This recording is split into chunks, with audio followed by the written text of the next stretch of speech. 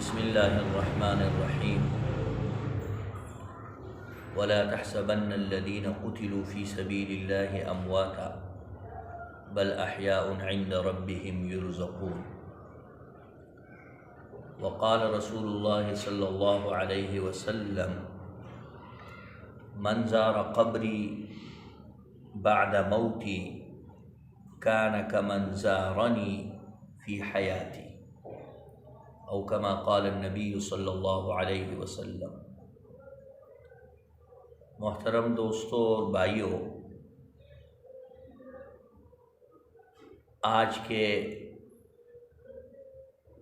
اس مجلس میں ہم آپ کو عقیدہ حیات النبی صلی اللہ علیہ وسلم کے بارے میں اہل سنت والجماعت کا نظریہ بتائیں گے کہ اہل سنت والجماعت کا نظریہ اور عقیدہ حیات النبی صلی اللہ علیہ وسلم کے بارے میں کیا ہے۔ تو محترم ناظرین، انبیاء کرام علیہم الصلاۃ والسلام اپنی قبروں میں زندہ ہے،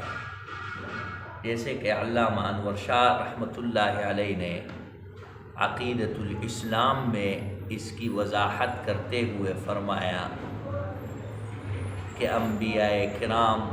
اپنی قبروں میں زندہ ہے، اور جو یہ عقیدہ نہ رکھے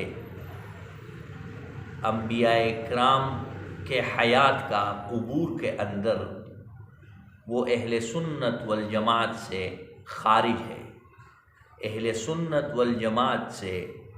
ایسے لوگوں کا کوئی تعلق نہیں ہے جن کا نظریہ اور عقیدہ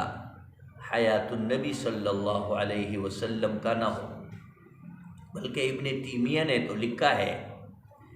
کہ جو شخص حیات النبی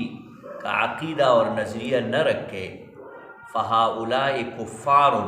اجماع المسلمین۔ حضرت فرماتے ہیں کہ کفار کا اس پر اجماع ہے،